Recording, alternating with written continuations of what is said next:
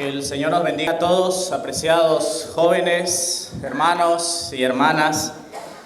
Es un gusto estar nuevamente aquí con ustedes. Hace 3 años también me tocó venir por el departamento de colportaje y conocí a algunos de los jóvenes que vuelvo a ver en este lugar y agradezco a Dios la oportunidad que me da de estar aquí en este lugar. No soy digno, pero la sangre de Cristo es quien nos hace dignos. Quiero que reciban los saludos de mi esposa. Ya no pudo venir, yo hubiese querido que viniera conmigo, pero bueno, por otras razones ella no vino, pero reciban sus saludos de ella y me llevo los suyos también para dárselos. Reciban el saludo de las 7 jóvenes que están en la escuela misionera. También querían venir y algunos me preguntaban si las iba a traer acá a Chiapas.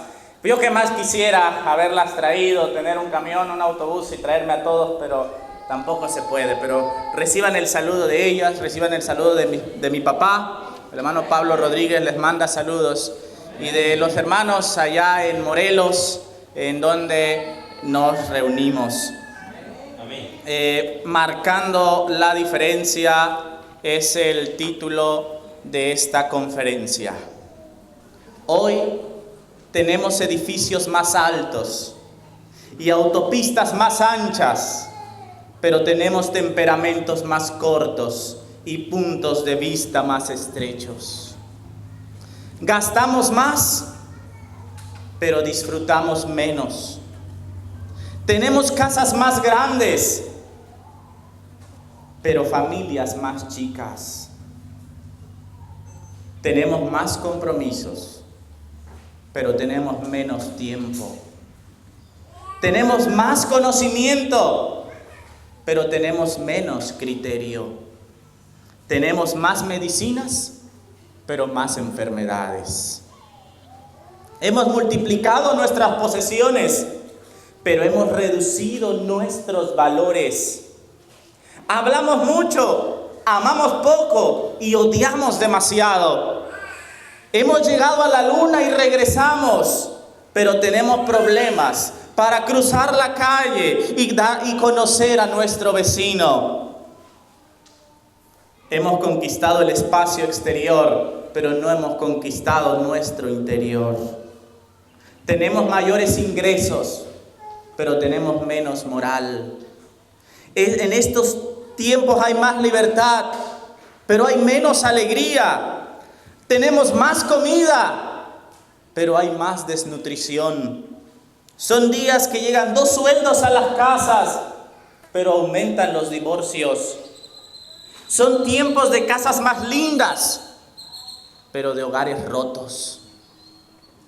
Por todo esto, propongo que hoy en adelante no guardes nada para una ocasión especial, porque cada día que vivas tienes que hacer de él una ocasión especial.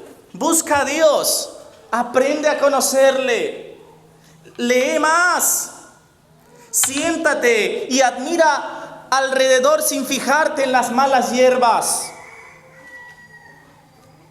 Pasa más tiempo con tu familia, con tus amigos y en la iglesia. La vida es una sucesión de momentos para disfrutar. No es solo para sobrevivir. Digamos hoy a nuestros familiares y amigos cuánto los queremos. Por eso, no retardes nada que agregará risa y alegría a tu vida. Cada día, hora y minuto son especiales y tú no sabes si pudiera ser el último. El libro de Salmos, capítulo 139, versículo 16. La palabra de Dios dice así: mi embrión vieron tus ojos, y en tu libro estaban escritas todas aquellas cosas que luego fueron formadas, sin faltar ninguna de ellas. El salmista David aquí narra algo maravilloso. Y dice ahí: mi embrión vieron tus ojos. El texto lema de esta reunión, Jeremías 1:5, dice: antes que te formase en el vientre, ¿te qué? Te conocí. ¿Comprendes ese gran privilegio? ¿Sabías que antes de que te formasen en el vientre, antes de que siquiera existiéramos, ya conocían tu nombre? Dios ya sabía que te llamarías Emilady, que te llamarías Fernando. Dios ya lo sabía. ¡Qué dicha más grande! Y dice ahí, mi embrión vieron tus ojos, y en tu libro estaban escritas todas aquellas cosas que luego fueron formadas, sin faltar ninguna de ellas. Existe algo dentro de nuestras células que se llama ADN, ácido desoxirribonucleico. Es una serie de instrucciones donde dicta el color de nuestro cabello, dicta el color de nuestros ojos, el color de nuestra piel, el tono de voz. Ese libro que llevamos dentro de los genes todos, que fue heredado de papá y mamá y del abuelo también, porque quizás podemos tener el color de piel del abuelo, los ojos de la abuela, y dicen, bueno, abuelito, ¿no? En ese libro llamado ADN estaba escrito todo. ¿Y saben algo? Inclusive las enfermedades que estamos propensos a padecer. Si mi abuelo fue diabético, yo puedo ser diabético. Pero hay algo últimamente que se ha descubierto que se llama epigenética. Cada día los avances en la genética avanzan más. Y la epigenética dice algo interesante, que tú y yo tenemos la capacidad, Dios nos ha dado la capacidad de modificar nuestros genes. Si papá y mamá tenían en el gen, en el ADN, que iban a ser diabéticos, yo tengo la capacidad de modificar esa instrucción. Si papá y mamá, si mamá fue borracha, si papá es borracho, yo nazco con esa debilidad. Pero Dios nos da la capacidad de poder vencer ese gen. ¿Comprendes?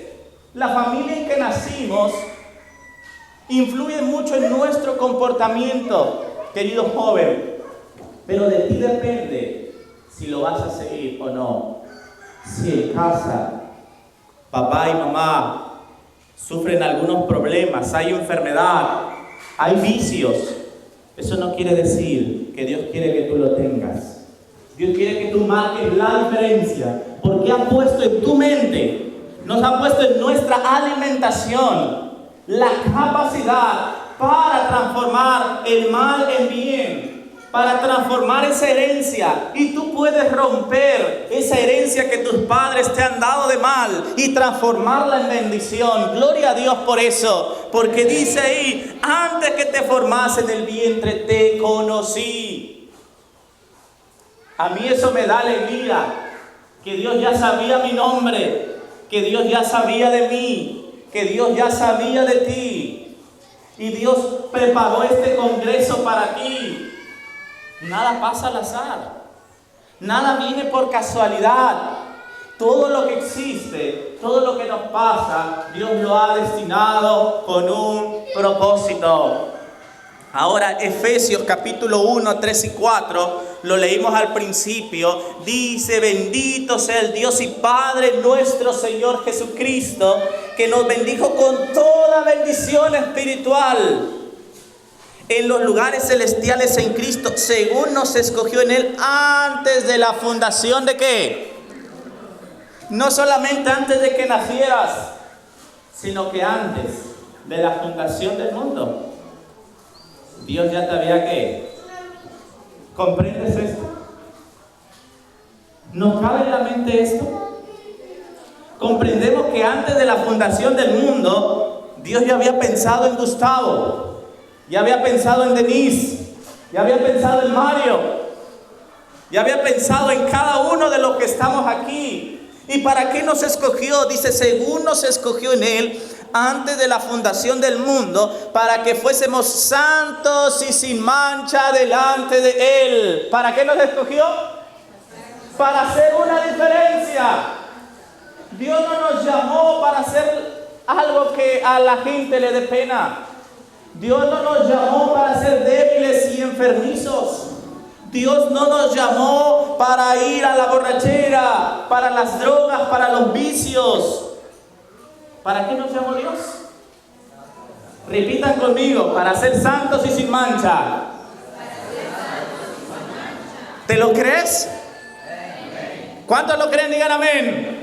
Amén, yo lo creo. Y yo quiero ser de esos, mis queridos jóvenes, porque fuimos escogidos para eso. Vamos a estudiar una historia en el libro de Samuel, una historia que todos conocemos, la historia de Samuel.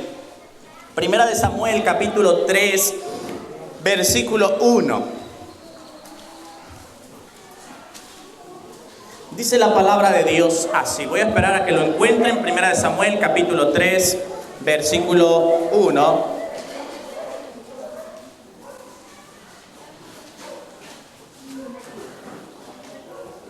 Dice así: el joven Samuel ministraba a Jehová en presencia de Elí, y la palabra de Jehová escaseaba en aquellos días, y no había visión con frecuencia.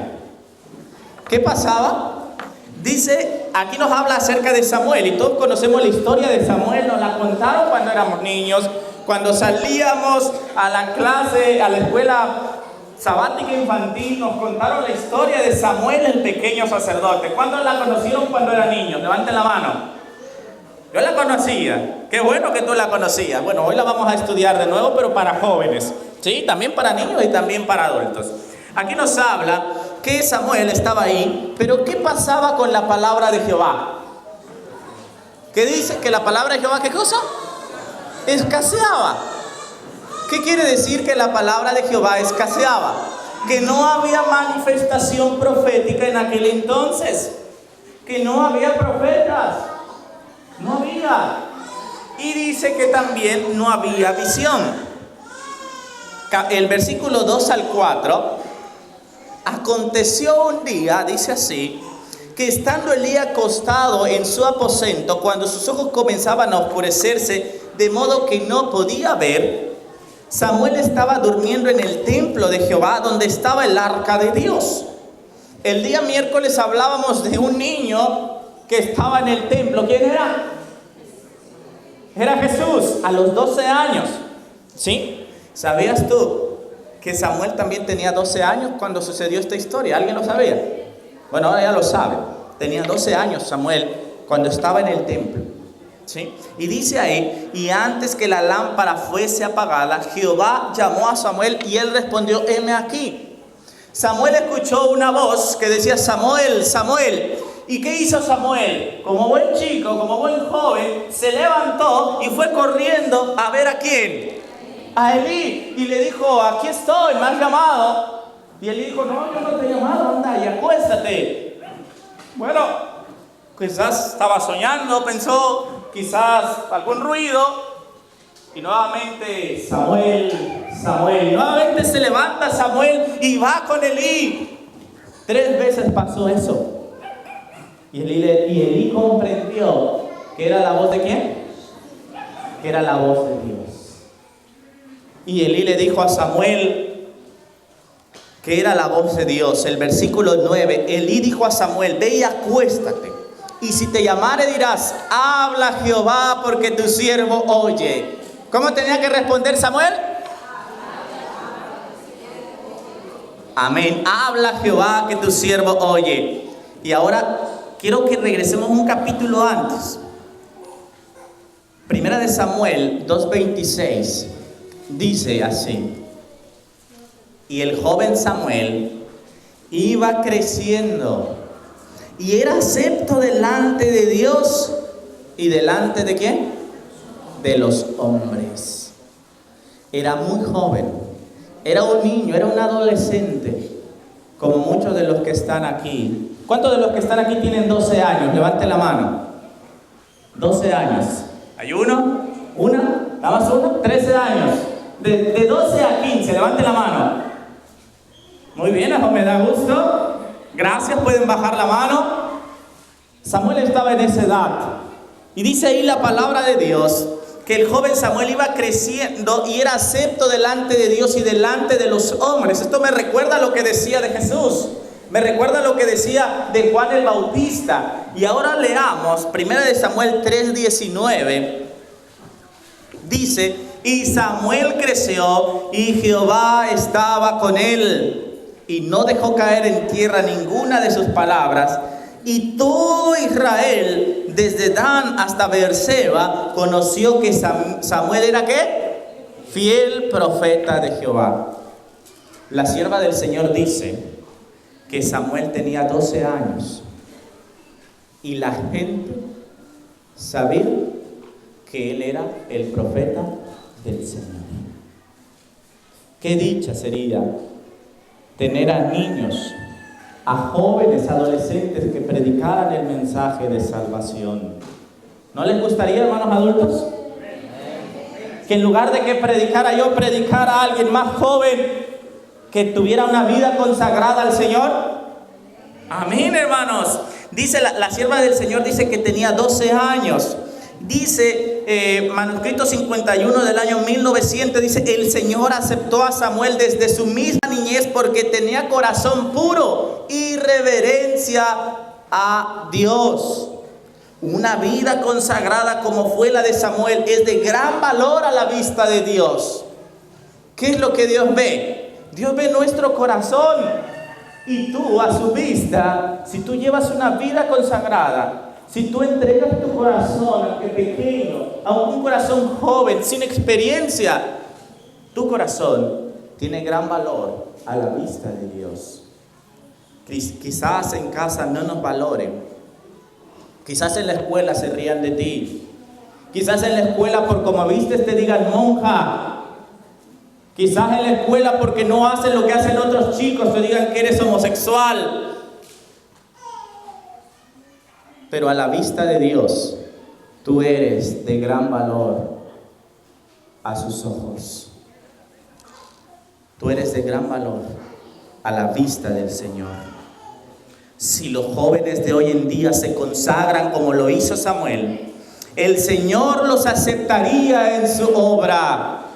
En cuanto a su vida, podría decir con el salmista: oh Dios, me enseñaste desde mi juventud y hasta ahora he manifestado tus maravillas.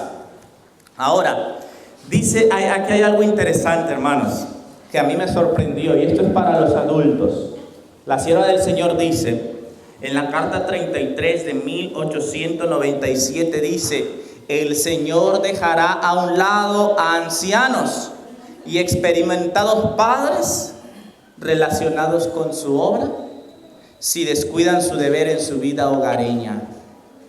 ¿A quién va a hacer a un lado el Señor? Dios hizo a un lado a Elí y le dio el lugar ¿a quién? A un niño. Y Dios le reveló a Samuel lo que iba a pasar con Elí.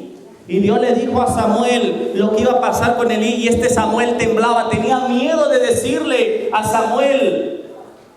Pero Elí le preguntó a Samuel qué era lo que Dios le había dicho. Y Samuel, temblando, le tuvo que decir lo que iba a pasar con su familia. Y Samuel se convirtió en un juez, en un profeta y en un sacerdote. Pero quiero avanzar más allá. Y no vamos a leer todo porque son 3 capítulos que quiero que estudiemos. Se los dejo que lo estudien en casa, pero se los voy a platicar.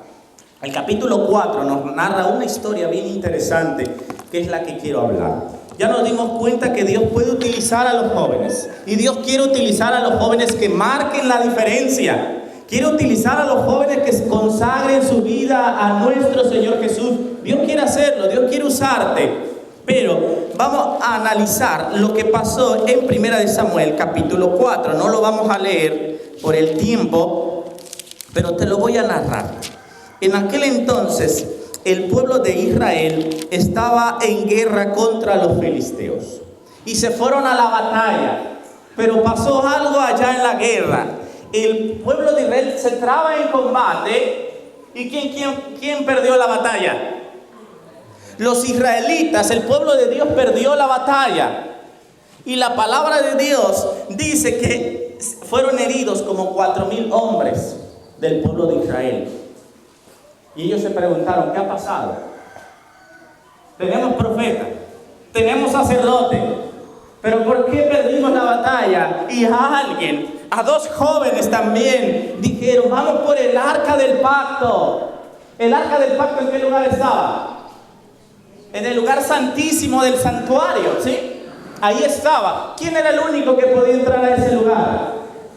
El sumo sacerdote. Pero estos dos jóvenes, sacerdotes también, llamados Ofni y Fines, ellos se atrevieron a ir por el arca, entraron al lugar santísimo, tomaron el arca y se la llevaron al lugar donde estaba la batalla. Y cuando llegó el arca, ¿qué creen que hizo el pueblo? El pueblo pegó un grito y dijo, ahora sí, pues sí vamos a poder. Es como cuando vas a la escuela y en el partido de fútbol te toca con el que más sabe jugar fútbol y tú dices, pues ya la hice. Yo recuerdo que cuando iba a la escuela, como yo no sé jugar fútbol, era el último que escogían. Entonces dicen, bueno, el que meta gol se lo lleva, ¿no? Pero cuando a mí me tocaba con los más buenos, yo decía, bueno, por lo menos sé que voy a ganar. Así que cuando llegó el arca del pacto a ese lugar de la batalla, ¿qué hizo el pueblo de Dios? Gritó, y los filisteos tuvieron miedo. Porque cuando la presencia de Dios está en su medio, porque cuando la presencia de Dios, aún los demás le temen, Satanás sale huyendo, pero ahí hay un problema. Nuevamente, el pueblo de Israel se trabó en combate y los filisteos dijeron, esforzaos, vamos a esforzarnos, vamos a luchar. ¿Y qué creen que pasó? En esa ocasión, nuevamente, mis queridos hermanos, 1 Samuel 4:8, los filisteos dijeron, ¡ay de nosotros! ¿Quién nos librará de mano de estos dioses poderosos? Estos son los dioses que hirieron a Egipto con toda plaga en el desierto. Los filisteos conocían la historia del pueblo de Israel y dijeron, ¿quién nos va a librar de esos dioses?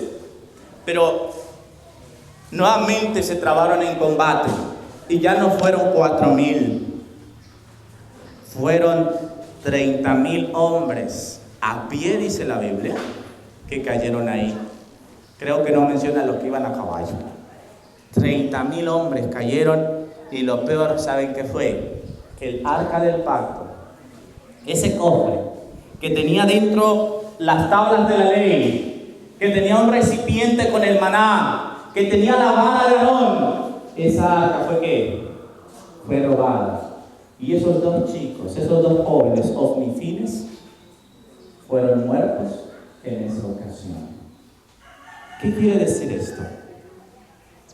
Tú y yo, creo que la mayoría, aunque no sean bautizados, conocemos ya el mensaje de la salvación. Aunque seas visita, sin duda ya te han hablado del mensaje del Señor. Pero pasa algo interesante. Muchos estamos seguros y estamos conformes.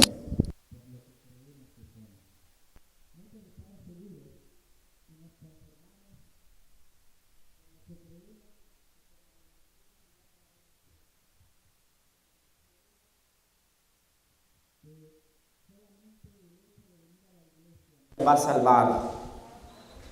Yo puedo creer que porque mi papá es pastor me voy a salvar, y no, hermanos.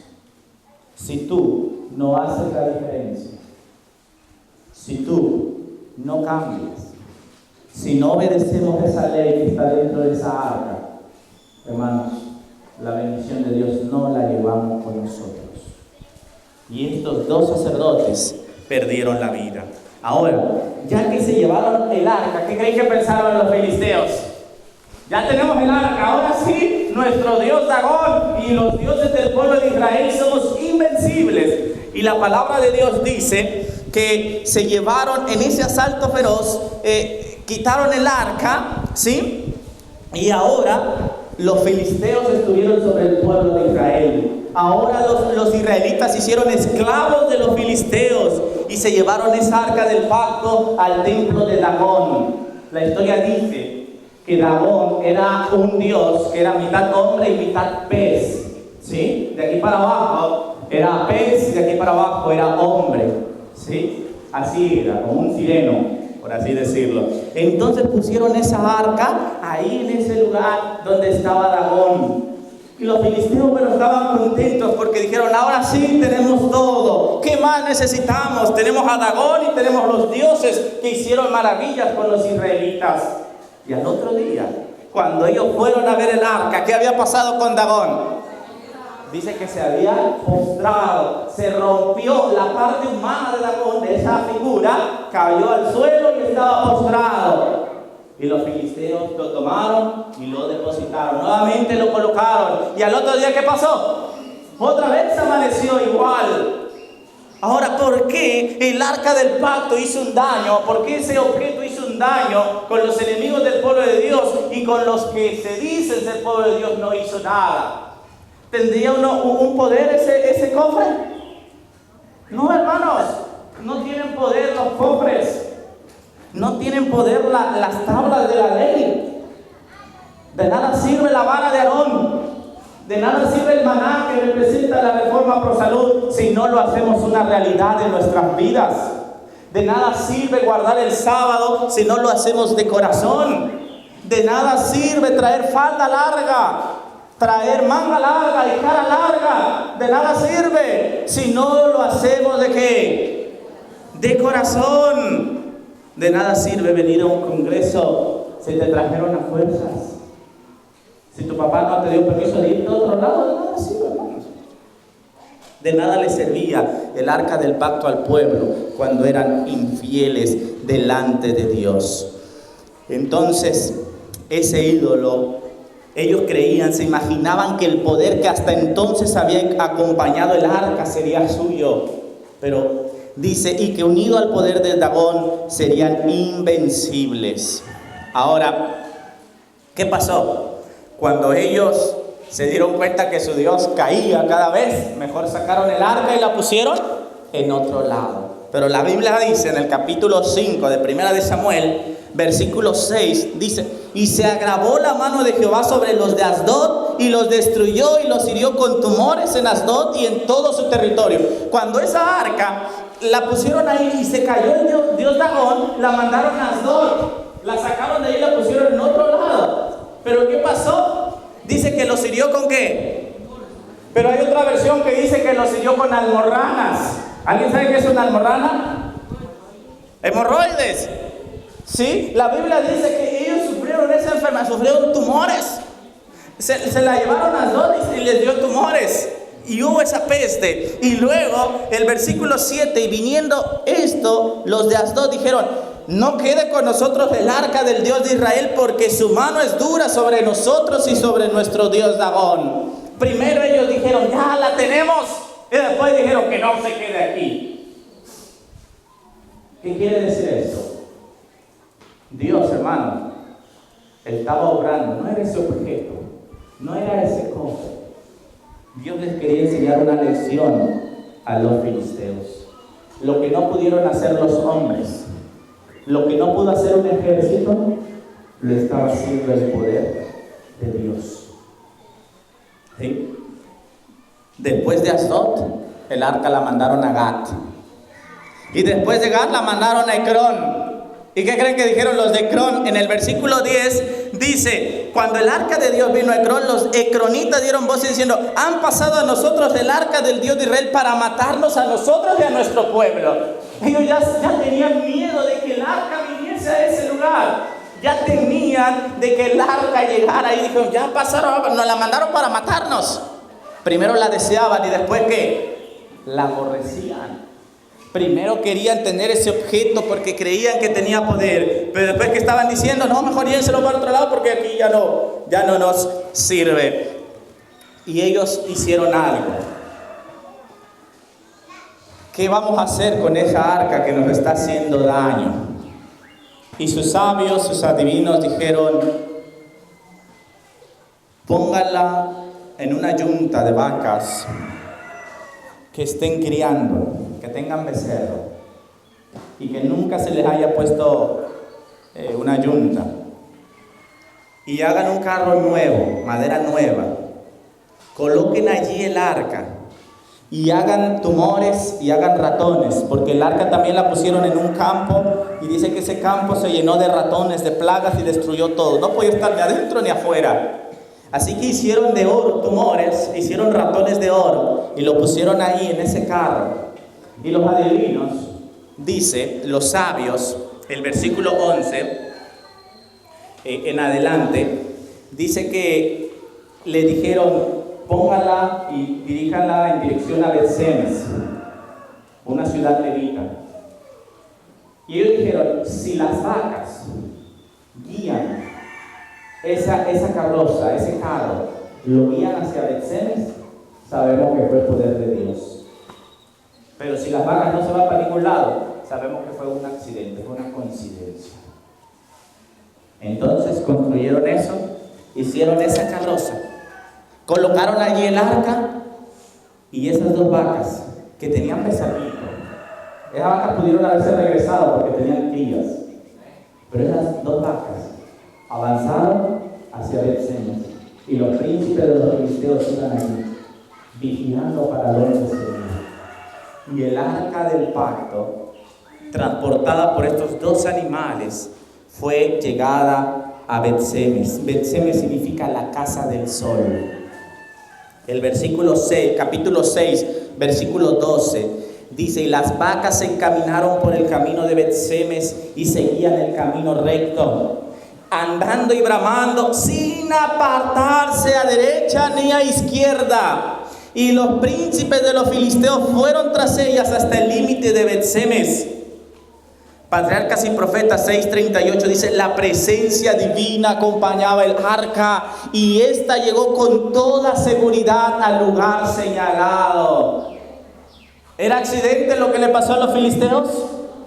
No. La presencia de Dios, la voluntad de Dios fue quien hirió a los filisteos. ¿Y qué hicieron los betsemitas? Cuando los betsemitas estaban arando, estaban cosechando, dice que estaban segando trigo en el valle, dice el versículo 13 de 1 Samuel 6, dice, y alzando los ojos vieron el arca y se regocijaron cuando la vieron. Hermanos, habían pasado 7 meses desde aquella matanza de 34,000 hombres en guerra, cuando se robaron el arca. Elí había muerto. ¿Saben cómo murió Elí? Cuando Elí supo, Elí el sacerdote, que sus 2 hijos, Ofni y Fineas, murieron, y se enteró de que el arca del pacto había sido robada, dice la Biblia que Elí estaba sentado y ya sus ojos se habían oscurecido. Estaba sentado ahí viendo el camino que llevaba al lugar de la guerra. Y cuando de pronto llegó alguien y le dio aviso que sus hijos habían muerto y que el arca del pacto había sido robada, dice que Elí cayó de espaldas, se desnudó y ahí murió Elí. Llevaban 7 meses de la muerte del sacerdote, 7 meses sin el arca del pacto. Y los betsemitas, cuando vieron que llegó sola el arca del pacto, dirigida por 2 animales que no conocían de Dios, porque los animales no conocen de Dios. Muchos decimos, que los pajaritos le cantan a Dios. La sierva del Señor dice que los animales no conocen de Dios. ¿Sí? Esos 2 vacas que no conocen de Dios, que se guían por instinto, fueron guiados por el Espíritu de Dios hasta ese lugar. Y los betsemitas hicieron fiesta. Y ahí en esa piedra donde se paró el arca, ahí hicieron con esa misma madera fuego y sacrificaron a esas 2 vacas e hicieron fiesta y gran alegría al Señor, porque habían recuperado ese objeto que habían perdido, porque había regresado el arca del pacto a ese lugar, pero ellos cometieron un error. Cada uno de nosotros, queridos jóvenes, Dios quiere usarte para que hagas la diferencia, para que seas distinto, pero muchas veces cometemos nosotros errores. Los hombres de Bet-Semes difundieron prestamente la noticia de que el arca estaba en su posesión, pero pasó algo con ellos. En vez de preparar un sitio apropiado para recibirlo, estoy leyendo Patriarcas y Profetas, página 639, permitieron que permaneciera en el campo. En lugar de prepararle un lugar al arca, que hicieron, la dejaron allá en medio del campo. Y saben, las mentes curiosas, la curiosidad y el deseo de saber qué tenía ahí adentro. Hermanos, los filisteos no se atrevieron ni siquiera a mirar dentro de ese cofre. Los filisteos no se enteraron que dentro de esa arca que había las 2 tablas de la ley, el recipiente con maná y la vara de Aarón. Los filisteos no se atrevieron siquiera a abrir esa arca. ¿Pero qué hicieron los betsemitas? Los de Bet-Semes fueron, siendo parte del pueblo de Dios, siendo una ciudad de herencia levítica, ellos abrieron ¿qué cosa? Abrieron esa arca, hermanos. Y dice así: mientras continuaban mirando la sagrada arca y hablando de la manera maravillosa en que les había sido devuelta, comenzaron a hacer conjeturas acerca de dónde residía su poder especial. Y por último, vencidos por la curiosidad, quitaron los envoltorios de ella y se atrevieron a abrirla. Y el versículo 19 del capítulo 6 dice: entonces Dios hizo morir a los hombres de Bet-Semes porque habían mirado dentro del arca de Jehová. Hizo morir el pueblo a 50,070 hombres. Y lloró el pueblo porque Jehová lo había herido con tan gran mortandad. ¿Qué pasa cuando nos atrevemos a ir a lugares o hacemos cosas que no nos toca a nosotros hacer? Querido joven, cada quien tiene una labor en este mundo, pero tú no puedes hacer la labor del director de la iglesia. El director de iglesia no puede hacer la labor de un pastor. Cada uno de nosotros tiene un lugar, tiene una responsabilidad que hacer, querido joven. Y Dios quiere que con tu comportamiento, que tú marques la diferencia, que seas diferente. Empezamos con la historia de Samuel, pero ahorita vamos a regresar con Samuel. Dice: la irreverente osadía de los betsemitas fue prestamente castigada. Ahora, muchos de nosotros, queridos jóvenes, estamos ansiosos de investigar las cosas ocultas. ¿Y cuántos jóvenes se han metido al espiritismo? ¿Y cuántos jóvenes han jugado la ouija? ¿Y cuánta juventud se ha ido tras los libros de las novelas? Últimamente han salido muchas películas, muchos libros como Harry Potter, libros como aquellos de fantasmas, y eso como llama la atención a la juventud. Hermanos, eso está mirando lo prohibido, y por ahí entra el enemigo, por nuestros 5 sentidos. ¿Y cuánto éxito tienen esos libros? Recuerdo que una vez una joven se me acercó y me dijo: hermano, ¿qué libro del espíritu de profecía me recomienda leer? Y bueno, yo le recomendé algunos, y a mí me sorprendió que ella, haciendo visita, me dijera eso. Le digo: bueno, ¿y ya has leído alguno? Dice: no, ninguno, pero ya me leí toda la saga de Crepúsculo. No sé cuántos libros sean, pero se los había leído todos. Y sé que son más de 4 o 5, no lo sé. Dice, y ella me dijo: y sé que si yo sigo leyendo eso, pronto me voy a alejar del Señor. A tiempo reaccionó la muchacha. Hermanos, cuando miramos, dice: muchos están ansiosos de investigar los misterios de la sabiduría infinita, ha creído adecuados dejarlos sin revelar. No teniendo una evidencia fidedigna como base para razonar, fundan sus teorías en conjeturas y nos atrevemos a mirar lo prohibido. Y quizás la gente no se da cuenta, y quizás la gente no lo sabe, pero Dios sí ve lo que tú lees. Dios sí escucha lo que tú escuchas, y Dios sí ve lo que tú ves. Satanás tiene tantos medios para embarcar a la juventud.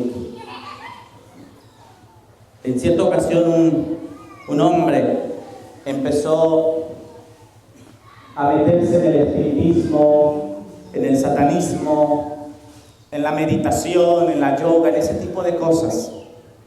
Y él empezó a odiar a Jesús. Sus padres eran cristianos. Y él se metió tanto en eso.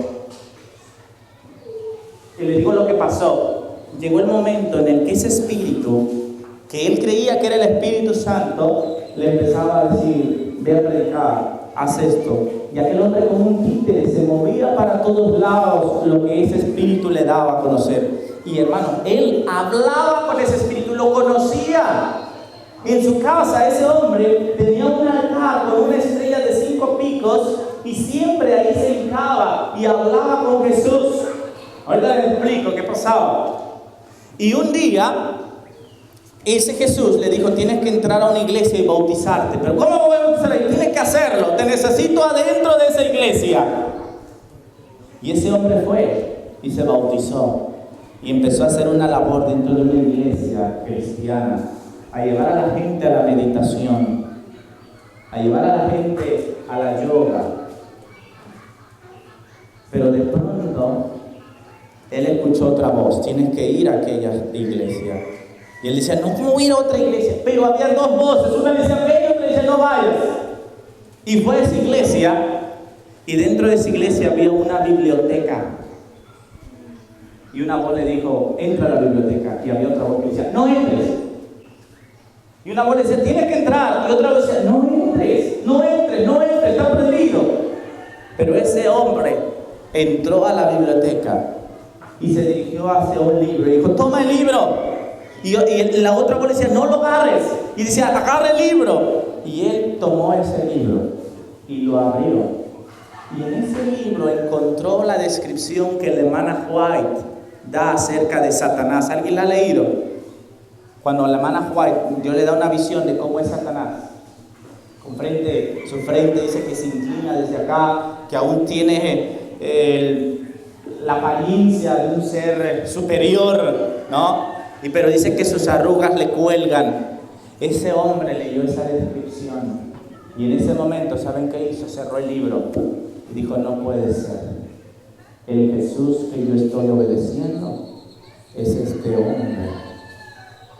Y saben, él escribió un libro, yo lo leí, y él dice que el momento en el que Satanás entró a posesionarse de él fue en el momento que vio una película de terror y de espiritismo. ¿Por dónde se mete Satanás? ¿Por dónde se mete? Hermano, utiliza la curiosidad, lo que le llama la atención a los jóvenes, lo que leemos, lo que vemos, lo que escuchamos, eso lo utiliza Satanás, mis queridos jóvenes, y Dios no quiere hacer eso. Y ahora, 1 Samuel 6:21 dice, y enviaron mensajeros a los habitantes de Kiriat Jearim diciendo, los filisteos han devuelto el arca de Jehová, descended pues y llevarla a vosotros. Los de Bet-Semes dijeron, ¿saben qué? Nos trajeron el arca, pero llévensela, ya tampoco la queremos nosotros. Ya no la queremos, nos ha hecho daño. Y dice el capítulo 7, versículo 1 y 2, y vinieron los de Kiriat Jearim y llevaron el arca de Jehová y la pusieron en la casa de Abinadab, situada en el collado, y santificaron a Eleazar su hijo para que guardase el arca de Jehová. Y desde el día que llegó el arca a Kiriat Jearim pasaron muchos días, 20 años, y toda la casa de Israel se lamentaba en pos de Jehová. Habían pasado 7 meses en el arca, se la llevaron a este lugar y ahí pasó 20 años. Pero esos habitantes de Kiriat Jearim hicieron algo. Prepararon a un joven llamado Eleazar. Ellos eran levitas y él se dedicó a resguardar el arca. Dios quiere invitarte a ti también a que resguardes el arca. Dios quiere invitarte a que resguardes los mandamientos de Dios, a que le enseñes al mundo que hay un pueblo diferente. El mundo tiene que saber que hay Dios en Israel. El mundo tiene que conocer la reforma pro salud. El mundo tiene que saber que Dios tiene un ministerio consagrado en este tiempo. Y ahí estuvo el arca. Ahora aquí tengo una taza con agua. ¿Cuánto creen que pese esta taza con agua? ¿100 gramos? ¿200 gramos? ¿Cuánto pesará? No pesa quizás ni medio kilo. 200 gramos. ¿Cuántos se la aguantan esta taza? Agarra. Creo que todos, ¿no? Ahora, yo puedo tener esta taza aquí con agua y ahorita no me pesa. Pero si yo tardo 10 minutos, 20 minutos, ¿qué pasa con esta taza? Como que empieza a pesar más, ¿no? Si yo tardo 1 hora, ¿la aguantaré? Como que pesa más y no puedo levantar el brazo. Aunque la taza no aumenta su peso, aunque el agua no aumente su peso, mi brazo empieza a ¿qué? Así es el pecado. Cuando tú, querido joven, crees en pecado, cuando tú, querido joven, te vas por un mal camino, al principio no se siente nada. Qué bien se siente. Lo disfruté. Es que esto me gusta. Pero ¿qué va pasando después? Ese pecado empieza a pesarnos. Ese pecado empieza a pesar. Y si nosotros no dejamos esa taza de agua, si nosotros no dejamos el pecado, ¿qué va a pasar? Ese pecado nos va a alcanzar. ¿Y cuántos jóvenes o cuántos hermanos andamos cargando un pecado? Cuenta la historia de 3 hombres que cada uno llevaba un saco adelante y un saco atrás. Y le preguntaron, bueno, ¿y tú por qué llevas ese saco? Y decía uno, bueno, atrás he hecho todas las buenas palabras que me dicen los demás. Y al cabo se me olvidan después del tiempo. Y enfrente todo lo malo que me dijeron. Lo que me dijo el hermano, aquí lo llevo guardado para que no se me olvide. Lo que me dijo el hermano, lo que me dijo aquel hermano, aquí lo llevo y nunca se me olvida. Y cada vez que lo veo lo recuerdo y lo odio más. Y otro le preguntaron, ¿y tú qué llevas? Y bueno, el último llevaba esos 2 sacos, pero el saco de atrás estaba roto. Le dijeron, ¿y tú qué llevas ahí? ¿Qué echas atrás? Bueno, atrás he hecho todas aquellas cosas malas que los hermanos me dicen. Y como el saco está roto, pues se me cae. ¿Y enfrente qué llevas? Enfrente llevo todo lo bueno de los hermanos, para cada vez verlos, darles un abrazo. Enfrente llevo todas aquellas palabras que me han dicho los pastores, que me han dicho mis padres, que valen para mi vida espiritual. Tienen que hacer eso. Dejen ese saco roto el pecado, los vicios, lo que nos aleja del Señor, y pon enfrente lo que recuerdes, la ley de Dios, los mandamientos, la alimentación. Echa atrás ahí lo que nos aleja. Hay que echarlo ahí atrás todo aquello que nos hace daño.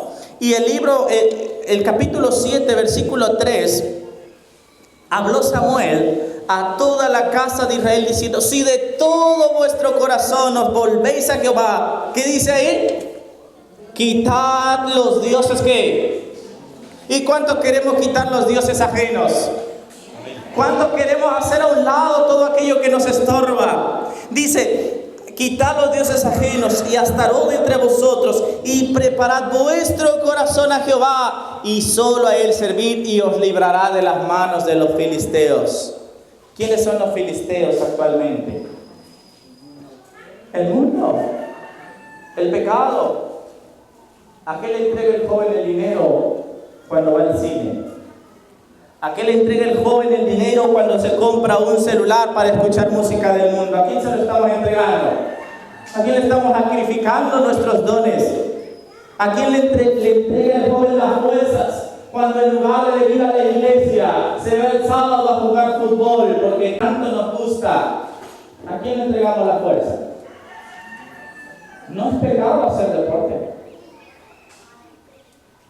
pero se convierte en un ídolo cuando nos quita el tiempo que debemos dedicárselo a Dios. No es pecado, no, pero se convierte en un ídolo cuando me quita el tiempo. En eso nos convierte. ¿Y cuántos nos hemos perdido, se han perdido por darle más tiempo al trabajo, por darle más tiempo a otras cosas? Pues no me voy a con eso, es que la casa se queda sola. Yo le decía a mamá, ¿por qué se lleve la casa si se la quieren llevar? Si la pueden arrancar. Es que los animales, yo tengo 2 perritas, no les miento, las he dejado solas 3 meses en casa por una campaña de total, correcto, amigas. Pero a veces las cosas materiales, ¿qué pasa con ellas? Las amamos tanto y eso hace que cuenta la historia de las águilas. Las águilas pesqueras, las que comen peces, Ellas vuelan y tienen una vista de águila, ven muy bien. Y desde las alturas ellas alcanzan a distinguir los peces que están en el agua. Y en cierta ocasión, un águila, volando sobre un lago, distinguió a un pez. Y esta águila bajó volando y con sus garras tomó ese pez, pero ese pez pesaba más que ella. El águila no podía levantar ese pez del agua, no lo podía sacar. Pero esa águila presionó con más fuerza y aleteó para intentar elevarse. Pero el peso de ese pez la empezó a jalar hacia dónde? Hacia abajo. Y cuando el águila quiso soltarse, sus garras se habían encarnado en las vértebras de ese pez y ya no pudo soltarlo. Y ese pez empezó a caer hacia abajo. Y el águila murió ahogada. Y muchas veces a nosotros, queridos jóvenes, eso nos pasa. Las cosas que tanto nos gustan, las cosas con las que tenemos el control, esas cosas nos empiezan a ¿qué? Nos empiezan a ahogar, nos empiezan a hundir. Y a veces las queremos soltar cuando ya es demasiado tarde. ¿Cuántos queremos hacer la diferencia? ¿Cuántos queremos marcar la diferencia? Recuerda la epigenética. Quizás tus padres no vienen a la iglesia. Quizás a papá y a mamá les gusta llegar tarde. Quizás a papá y mamá no les gusta nada de la iglesia. Y tú sientes que traes eso en los genes y decimos que, pues si mi papá no va a la iglesia, ¿cómo voy yo solo? Tenemos el poder para cambiar eso.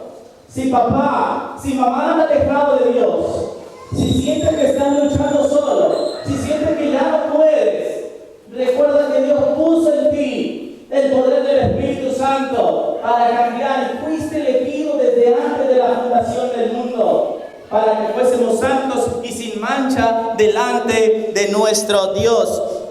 Y quiero terminar leyendo la palabra de Dios en el libro de Joel, capítulo 2, versículo 10. Dice la palabra de Dios de esta manera. Joel capítulo 2, versículo 10. Dice así: delante de él temblará la tierra, se estremecerán los cielos, el sol y la luna se oscurecerán, y las estrellas retraerán su resplandor. Y Jehová dará su orden delante de su ejército, porque muy grande es su campamento. Fuerte es el que ejecuta su orden, porque grande es el día de Jehová y muy terrible. ¿Y quién podrá soportarlo? El 12. Por esto ahora dice Jehová: convertíos a mí con todo vuestro corazón. ¿Cuál es el deseo de Dios? ¿Y quién quiere convertirse al Señor de todo corazón? ¿Quién quiere ponerse de pie y decir: Señor, yo quiero convertirme a ti, yo quiero marcar la diferencia? ¿Quiénes son los valientes que quieren marcar esa diferencia? Ponte de pie si quieres hacer caso a lo que dice la palabra de Dios. Dice ahí: rasgad vuestro corazón. ¿Quién quiere rasgar el corazón? ¿Quién quiere decir: Señor, yo he pecado, yo he cometido iniquidad, pero hoy quiero entregarme a ti? ¿Quién, hermanos? Dios te llama. Dios quiere obrar un cambio en nuestras vidas. Dios quiere hacer la diferencia en nosotros. Dice así: rasgad vuestro corazón y no nuestros vestidos, y convertíos a Jehová vuestro Dios, porque es misericordioso. ¿Dios cómo es? Misericordioso. Y dice Isaías: si vuestros pecados fueren como la grana, como la nieve, serán emblanquecidos. Y si fueren rojos como el carmesí, vendrá a ser como blanca lana. ¿Quién quiere que su vida sea limpia? ¿Quién quiere ponerse de pie? ¿Quién quiere decir, Señor, yo quiero que oren por mí? Queremos orar por ti. Queremos pedirle a Dios que te ayude a marcar la diferencia. ¿Quién quiere ponerse de pie? Y sigue diciendo, ¿quién sabe si volverá y se arrepentirá y dejará la bendición tras de él? Esto es ofrenda y libación para Jehová vuestro Dios. Reunid al pueblo, santificar la reunión, juntar a los ancianos y congregar a los niños. A los que maman, salga de su cámara el novio de su tálamo o la novia, y entre la entrada y el altar lloren los sacerdotes. ¿Cuántos queremos? ¿O cuántos quieren que oremos por ellos? Acá de enfrente hay 2 pastores que yo quiero que oren por ti. Ponte de pie ahí en tu lugar. No tengas pena, no tengas miedo. Gracias, hermana. Amén. Gracias, Gustavo. Gracias, hermana, que te levantas. Yo sé que muchos queremos que Dios ore por nosotros. Voy a pedir que pasen enfrente. Pasen, vengan acá adelante. Acá hay lugar para ti. Pasa, querido joven, querida hermana. Queremos orar por ti. Para que Dios haga la diferencia en tu vida. Para que tú puedas, de aquí en adelante, entregar tu corazón y marcar la diferencia. Gracias. Qué hermosos son los jóvenes de la Asociación Sur. No me arrepiento de haber venido. Y doy gracias a Dios. Acá hay lugar, acérquense, vengan para acá. Acá hay lugar. Pásenle, jóvenes de allá, de aquel lado, hermanos, pasen de este lado. Acérquense más. Qué linda es la juventud de este lugar. Gracias, hermana. Dios te ama. Cristo ama a los jóvenes. Cristo ama a los niños. Y queremos orar por ustedes para que ustedes hagan la diferencia. Aquí está parte de la juventud que vino a este congreso. Yo sé que hay gente allá sentada aún. Queremos orar por ti, queremos que Dios haga la diferencia. Qué bonita es la juventud, hermanos. Yo amo trabajar con los jóvenes, fue mi sueño y yo le agradezco a Dios que lo hizo realidad y que lo hizo a esta edad.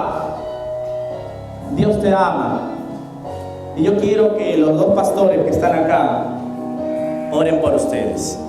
Voy a pedir que la congregación, los que están allá, se pongan de pie y voy a rogar que los pastores pasen frente a los hermanos para que oren por ellos.